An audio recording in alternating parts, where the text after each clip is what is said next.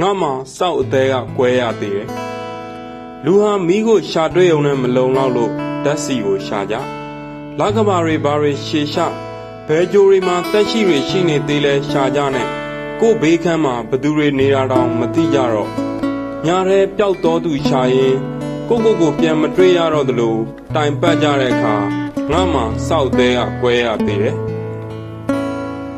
ဘဝဆိုတာလဲမိမတယောက်ကိုချစ်ရသလိုပဲတိုက်တန်းနဲ့ပေါ်မှာကိတ်ဝင်းစလက်ကြီးနဲ့လိန်ဆက်ဆံရလို့စောက်ရမ်းနေကြလန်းသလိုနဲ့ခဏနေတင်းမောမှောက်တော့တာပဲကြိုးစားရင်ဖျားဖြစ်တယ်ဆိုတာလဲဖျားဖြစ်မဲ့သူကြိုးစားမှဖျားဖြစ်တာပဲ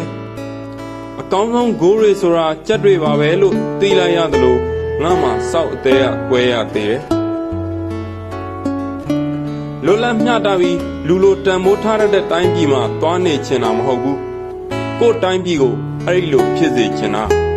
လောလောဆယ်တော့မီးပွိုင်မှာဘဝတွေပိတ်နေတယ်ရန်ကုန်မြို့လေကောင်ကြီးတနက်တန်တစ်ချက်မှမကြားရပါပဲစစ်ဘေးဒုက္ခတွေတယောက်လိုငါမှစောက်အသေးကကွဲရသေးတယ်